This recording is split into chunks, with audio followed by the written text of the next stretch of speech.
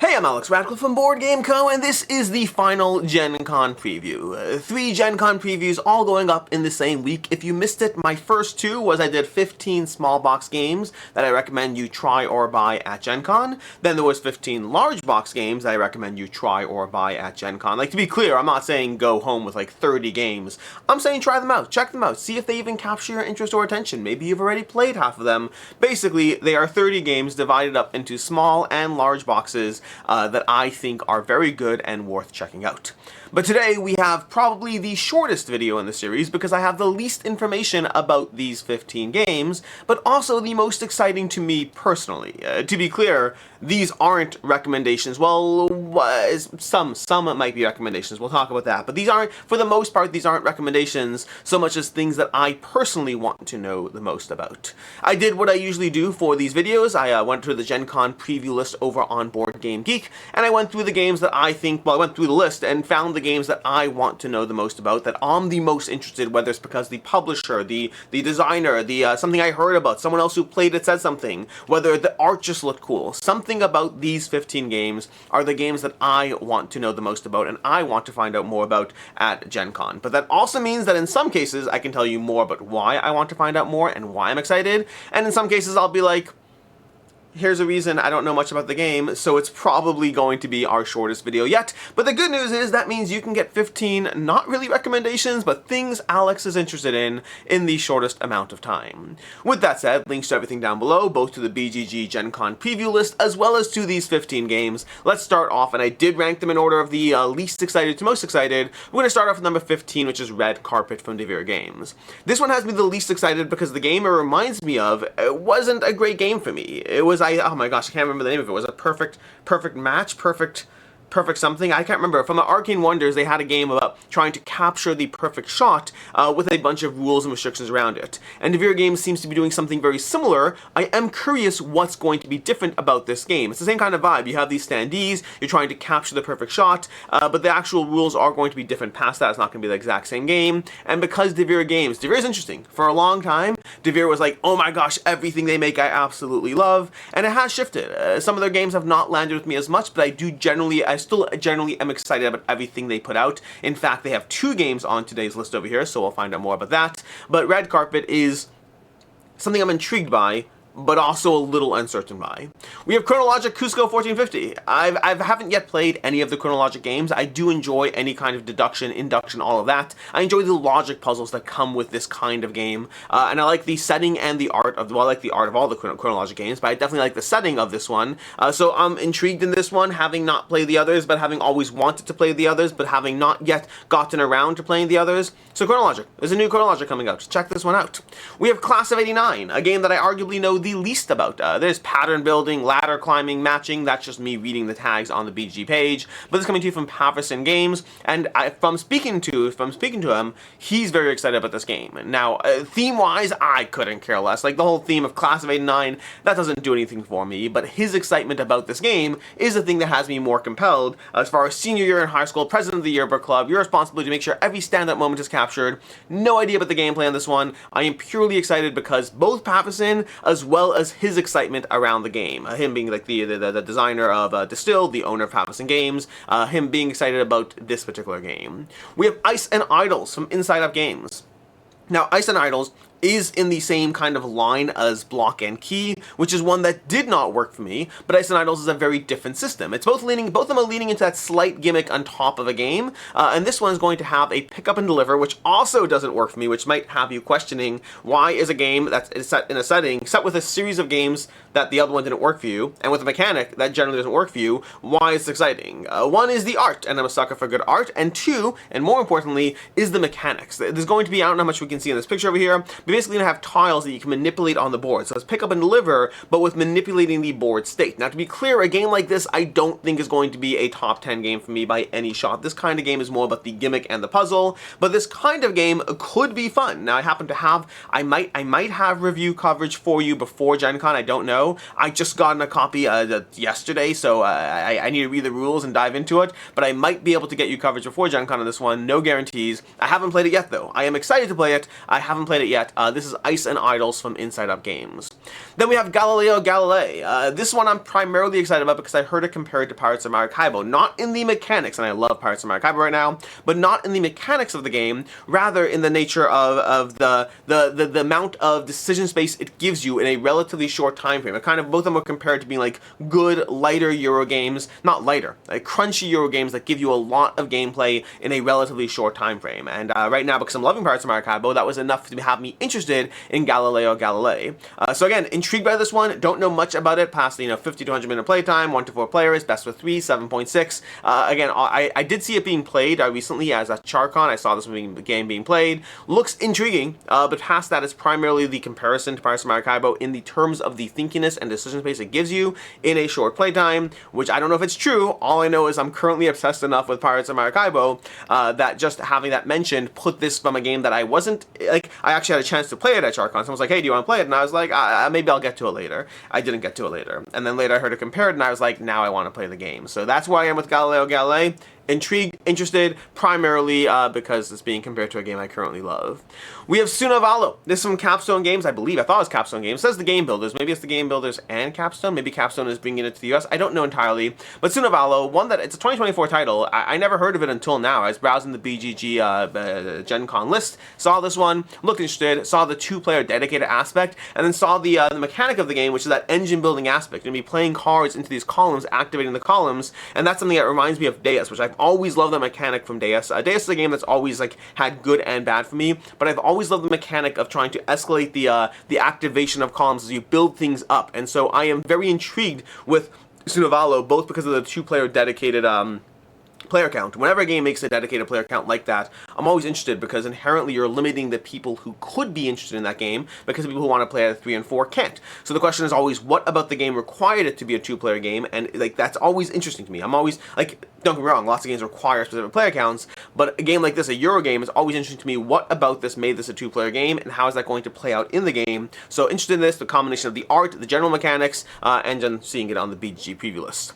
We have 12 Rivers. I saw this one last year at Gen Con. Good Games Publishing was showing this off. I don't know a lot about the gameplay. I do know that you're dropping marbles down these chutes. That's basically what you're doing. You're placing a little blockers into the chutes, dropping marbles, and so it's both a little bit of a, not really dexterity, but kind of drop marbles and see how they fall, but with a mechanic of actually trying to control the river. So you are trying to control things as you play. So it's not pure randomness. It's a little bit of randomness. I think it's a little bit of randomness. I have to double check. I have to double check if there's any randomness at all, but I think there's a little bit of randomness, but past that there's a lot of control over how things fall and in what order things fall. And so that concept makes it stand out. Does not make it stand out as the best game ever, but it makes it stand out as different, and I'm always on the look for different because there's so many times where I play a good game and I'm like, sure, this is great, but I have other games that do this that I like better. So it's always harder for games that do the same to stand out. It happens, but it's always harder. Versus games that are different, that's always interesting because it's starting off as being, this is unlike anything in my collection, regardless of how good it is. Now, it still has to be a good game for me to be interested, but that's 12 Rivers from Good Games Publishing. Then we have the Four Doors. The combination of the concept, the designer, as well as the publisher have me interested. This is Happy Camper, who has done Trio, so already interested because they did put out that game, which I've played a bajillion times. Not a bajillion, I think like 70, but that's still a lot of plays. Then it's also from Matt Leacock, Ben Pinchback, and Matt Riddle. 3 people who I respect not all the designs. I respect the designs in general. I've had a lot of fun with the games they put out. Matt Leacock obviously being Pandemic, Ben Pinchback and Matt Riddle probably most famously being known for their roll and write games, things like Motor City, the Three Sisters, all that kind of situation. And this is basically kind of a bit of a puzzle game. You're collecting the relic behind each door, gathering everyone. You're set. It's a cover line with darkness. You're challenged. What does it say? There's a whole thing over here. Where was it? Each door has a relic behind it. Find the relic. Basically, it's a puzzle game. 1 to 5 player puzzle game of trying to figure out how to win in this sort of cooperative / solo play. So again, designers, art honestly didn't pull me in. I saw the title. I didn't actually realize who. I didn't realize this one at first. I kind of skimmed past it. Only later, shout out to Jason EasyCat. I seeing a little TikTok reel from him, and he mentioned this game, and I was like, how did I miss that? And then I looked back and saw the publisher and the designer and the artist. The art on its own, Four Doors, didn't really do anything for me. It's the people behind it that had me interested in it, not just interested, but higher up on my list.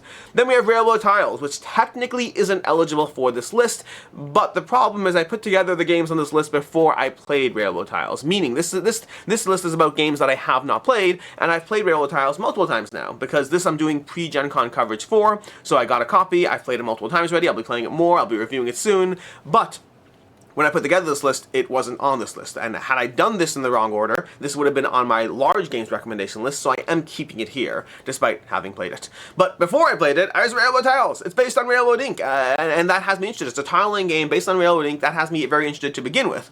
Having played it, I can give you more information. I think this is based on Railroad Inc. It does a good job of simulating the feel of Railroad Inc. I've already played the base game, I've already played with one of the expansions, and it does a good job of trying to give you that tile-laying feel, but basically Railroad Inc. Now, to be fair, I don't know if you need Railroad Inc. and Railroad Tiles in your collection. They are doing similar enough things that if you're trying to be mindful of your game collection, having one is probably enough.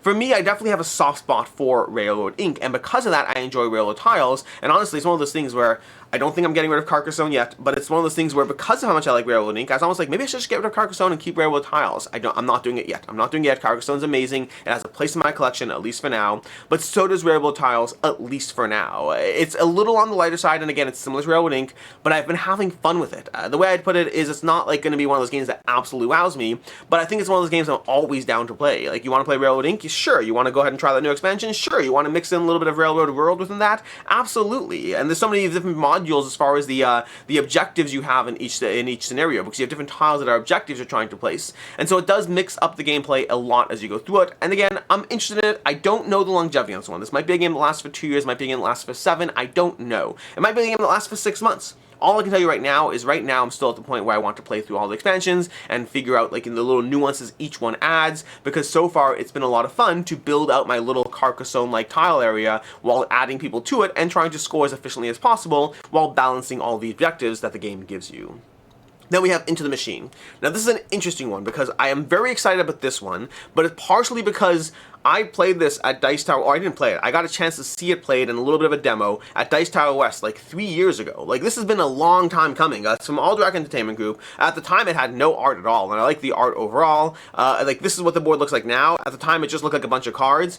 This is all about trying to make the machine. You're trying to build the machine in the right order and activate things in the right order, and it's all about that kind of sequencing. It's sequencing and optimization, and that puzzle is very appealing to me. At the time, it was basically just like terrible graphic symbols for the sake of prototyping, and that's it. And I was already interested based on the mechanics there, and it's great to see it developed with great art. Now, I have never played a full game of this. I have not even seen a full game played. I've just seen turns played out. So I'm not vouching for this game. I want to be clear. I cannot vouch for this game. I have not played this game. All I can tell you is I'm very excited for this game based on my play of its based on my partial understanding of seeing it around played out and seeing some people engage with it. I am very excited for this game. I hope it does deliver the experience I think it will deliver.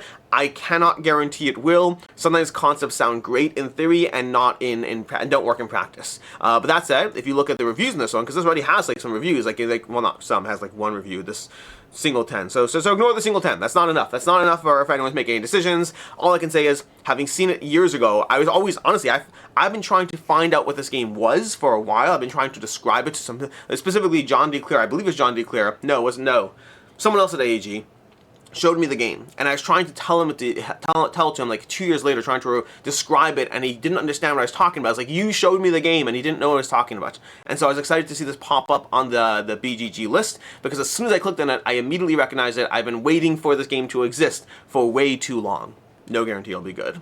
Then we have Ace of Spades. Ace of Spades from Devere Games over here. This one is basically a solo puzzle that can also be played with multiple people. I don't know a ton about it. The 8.2 caught my attention for sure, especially this early on for a game that's not really like available or out yet. But the single player game, 2 players prefer to play in co-op mode, uses poker mechanics to resolve dangerous duels against the war spawns from hell. So I always love a good solo puzzle, or 2 player if you want to. Again, it's kind of just seems like a single, it seems like it's a solo game that could be played with multiple people, which is how any solo game theoretically works in practice. I don't know how much that 2 player is actual versus theoretical, if that makes sense. Like Sprawlopolis is a 1 player game, and theoretically it's a 2-player game. It sounds like that's the vibe that's going on here, but I don't know for sure. But I do like poker mechanics. I do like solo challenges. I am intrigued by this one. Honestly, it should be a little lower. If I had a choice now, I think I'd put it behind Railroad Tiles. I think Railroad Tiles would be higher, Into the Machine would be higher. But Ace of Spades, definitely still here. Very intrigued and excited about this one from Devere Games.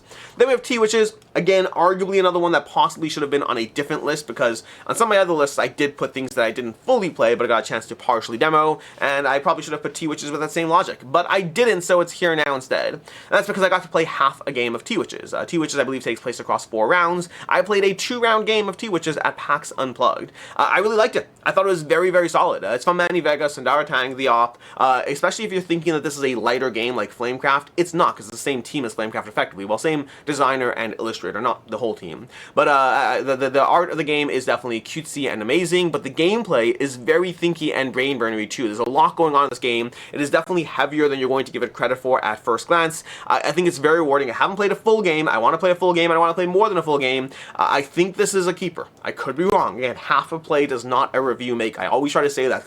Sometimes I'm excited about things based on the experience I had, and then that comes back to bite me when later you're like, I got that game because you're excited about it. And so now when I'm excited about things based off of like half a play or one play, I try to caveat. Sometimes my excitement stays and grows. Sometimes my excitement goes down after I realize there's not as much depth there as I like, or not as much replayability. I think this will have both. I think it will have depth. I think it will have replayability. It is not a heavy game. It is a medium weight game, but giving you a lot of crunchy decisions as far as what to do, where to go, how to optimize your gameplay, with a lot of fun machines and variability to the experience that will keep it fresh and interesting, at least seemingly. So very excited for T-Witches. We shall see whether it delivers to the partial experience that I had. Then we have Cascadia Alpine Lakes. This was at first my number 1, but then I had to remember that Cascadia, much as I love Cascadia, it's one of my favorite games, I will say the expansion kind of let me down. The Cascadia Junior kind of let me down. Now, to be clear, the expansion I still have and still recommend getting, but it wasn't like that exciting as far as what I added. The new mechanics weren't as fun as just having the new cards in the game, if that makes sense. And so it wasn't bad, it just wasn't particularly amazing. And Cascadia Junior, I didn't care for, my kids didn't care for, so it was a miss over there. And so that has me a little bit more hesitant on whether Alpine Lakes will deliver an experience, or whether it's just, once again, cashing in on how much I like Cascadia, which is a lot. It's a lot. I like Cascadia a lot. I definitely want Alpine Lakes.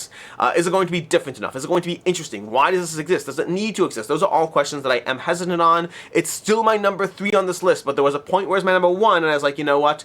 I need to recognize how things have changed. Also, I think I told you this is going to be the shortest video in the series, and it's totally not. So I lied to you there. Anyways, that's Cascadia Alpine Lakes. Definitely excited for this one, with a dash of hesitancy thrown in. Number 2 is going to be 4 Shuffle Dartmoor, because 4 Shuffle Dartmoor, 4 Shuffle as a series so far, has not let me down. 4 Shuffle, the base game, was amazing. The expansions were both good to have. They didn't break the game in any crazy way, but like I would never play without them. I love the expansion cards and what they add to the game, and they work nicely within the system. I still need to review the expansions. I haven't done that yet. 4 Shuffle is absolutely amazing, and so a standalone version of 4 Shuffle, I am absolutely here for. Do I need it? Don't know yet. But again, they haven't yet given me a reason not to want it or need it, outside of the fact of self-control, shelf-control, and that's a concept that I've heard of. So I'm interested in it. Will it be necessary? Do I need both of them? Those are questions I have to answer later. For right now, I have to get this, and then we'll deal with answering the questions later instead. And then lastly, we have Pirates of Maracaibo Commanders.